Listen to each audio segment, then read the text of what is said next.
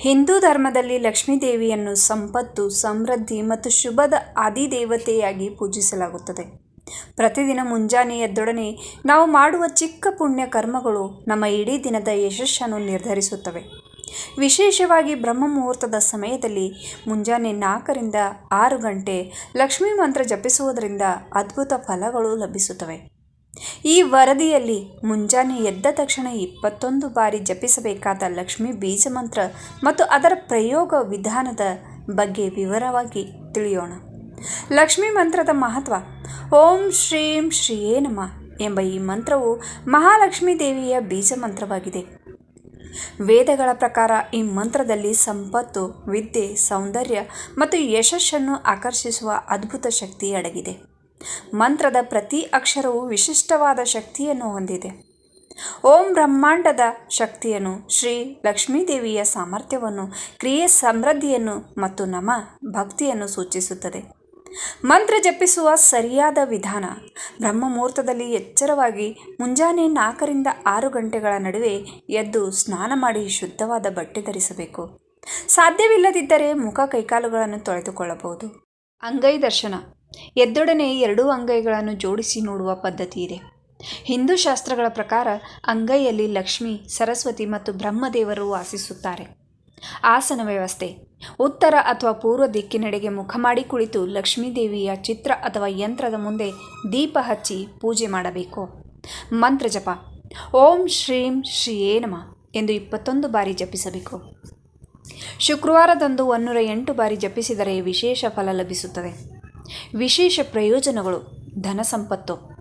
ಓಂ ಶ್ರೀಂ ಕ್ರಿಯೇ ನಮಃ ಧನಂ ದೇಹಿ ಎಂದು ಜಪಿಸಿದರೆ ಹಣದ ತೊಂದರೆಗಳು ಪರಿಹಾರವಾಗುತ್ತವೆ. ವಿದ್ಯಾಭ್ಯಾಸ. ಓಂ ಶ್ರೀಂ ಶ್ರೀಯೇ ನಮಃ ವಿದ್ಯಾಂ ದೇಹಿ ಎಂದು ಜಪಿಸುವುದರಿಂದ ವಿದ್ಯಾರ್ಥಿಗಳಿಗೆ ಶಿಕ್ಷಣದಲ್ಲಿ ಯಶಸ್ಸು ಸಿಗುತ್ತದೆ. ವೈವಾಹಿಕ ಜೀವನ. ಓಂ ಶ್ರೀಂ ಶ್ರೀಯೇ ನಮಃ ಸೌಭಾಗ್ಯಂ ದೇಹಿ ಎಂದು ಜಪಿಸುವುದರಿಂದ ದಾಂಪತ್ಯ ಜೀವನ ಸುಖಮಯವಾಗುತ್ತದೆ. ವೈಜ್ಞಾನಿಕ ದೃಷ್ಟಿಕೋನ. ವಿಜ್ಞಾನಿಗಳ ಪ್ರಕಾರ ಬ್ರಹ್ಮ ಮುಹೂರ್ತದಲ್ಲಿ ವಾತಾವರಣದಲ್ಲಿ ಸಕಾರಾತ್ಮಕ ಶಕ್ತಿಯ ಮಟ್ಟ ಗರಿಷ್ಠವಾಗಿರುತ್ತದೆ. ಈ ಸಮಯದಲ್ಲಿ ಮಾಡುವ ಮಂತ್ರ ಜಪ ಮನಸ್ಸಿನ ಶಾಂತಿ ಮತ್ತು ಏಕಾಗ್ರತೆಯನ್ನು ಹೆಚ್ಚಿಸುತ್ತದೆ. ಮಂತ್ರೋಚ್ಚಾರಣೆಯ ಸಮಯದಲ್ಲಿ ಉತ್ಪನ್ನವಾಗುವ ಧ್ವನಿ ತರಂಗಗಳು ಮೆದುಳಿನ ಕಾರ್ಯಕ್ಷಮತೆಯನ್ನು ಹೆಚ್ಚಿಸುತ್ತವೆ. ಸಾಮಾನ್ಯ ತಪ್ಪುಗಳು. ಅಶುದ್ಧ ಮನಸ್ಸಿನಿಂದ ಮಂತ್ರ ಜಪಿಸುವುದು. ಅಸ್ಪಷ್ಟವಾಗಿ ಅಥವಾ ತಪ್ಪು ಉಚ್ಚಾರಣೆಯಲ್ಲಿ ಮಂತ್ರ ಹೇಳುವುದು. ನಿರಂತರತೆ ಇಲ್ಲದೆ ಕೆಲವು ದಿನಗಳು ಮಾತ್ರ ಜಪಿಸುವುದು. ಮಂತ್ರ ಜಪಿಸುವಾಗ ನಕಾರಾತ್ಮಕ ಚಿಂತೆಗಳಿಗೆ ಇಳಿಯುವುದು. ಈಗ ನಿತ್ಯ ಜೀವನದಲ್ಲಿ ಇದರ ಅನುಷ್ಠಾನ ಹೇಗೆ ಮಾಡಬೇಕೆಂದು ತಿಳಿಯೋಣ. ಈ ಪದ್ಧತಿಯನ್ನು ನಿತ್ಯ ಅಭ್ಯಾಸ ಮಾಡಲು ಮೊಬೈಲ್ನಲ್ಲಿ ರಿಮೈಂಡರ್ ಸೆಟ್ ಮಾಡಿ. ಸಣ್ಣ ಲಕ್ಷ್ಮೀ ಯಂತ್ರವನ್ನು ಮಂಚದ ಬಳಿ ಇಡಿ. ಪ್ರತಿದಿನ ಒಂದೇ ಸಮಯದಲ್ಲಿ ಜಪಿಸುವ ಟೈಮ್ ಟೇಬಲ್ ಮಾಡಿ. ನಿಮ್ಮಲ್ಲಿ ಆಗುತ್ತಿರುವ ಪ್ರಗತಿಯನ್ನು ಡೈರಿಯಲ್ಲಿ ನೋಟ್ ಮಾಡಿ. ಲಕ್ಷ್ಮೀ ಮಂತ್ರದ ನಿಜವಾದ ಶಕ್ತಿ ಅದರ ಆಧ್ಯಾತ್ಮಿಕ ಅರ್ಥದಲ್ಲಿ ನೆಲೆಸಿದೆ.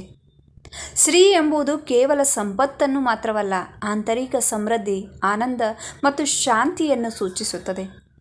ನಿತ್ಯ ಈ ಮಂತ್ರ ಜಪಿಸುವುದರಿಂದ ಮನುಷ್ಯನಲ್ಲಿ ಸದ್ಗುಣಗಳು, ದಯೆ ಮತ್ತು ಉದಾರತೆ ಬೆಳೆಯುತ್ತದೆ. ಆ ಅದೃಷ್ಟ ದೇವಿ ನಿಮ್ಮೆಲ್ಲರಿಗೂ ಸುಖ, ಸಂತೋಷ ಮತ್ತು ಅಷ್ಟೈಶ್ವರ್ಯ ನೀಡಲಿ ಎಂದು ಬೇಡುತ್ತಾ ಇವತ್ತಿನ ವಿಡಿಯೋವನ್ನು ಇಲ್ಲಿಗೆ ನಿಲ್ಲಿಸುತ್ತೇನೆ. ವಿಡಿಯೋ ಇಷ್ಟವಾದರೆ ವಿಡಿಯೋಗೆ ಲೈಕ್ ಮಾಡಿ, ಶೇರ್ ಮಾಡಿ ಮತ್ತು ಚಾನಲ್ ಮೇಲೆ ಹೊಸಬರಾಗಿದ್ದರೆ ಪ್ಲೀಸ್ ಚಾನಲ್ಗೆ ಸಬ್ಸ್ಕ್ರೈಬ್ ಮಾಡಲು ಮರೆಯದಿರಿ. ಮತ್ತೆ ಭೇಟಿಯಾಗೋಣ ಹೊಸದೊಂದು ವಿಡಿಯೋದಲ್ಲಿ. ಅಲ್ಲಿಯವರೆಗೂ ಧನ್ಯವಾದಗಳು.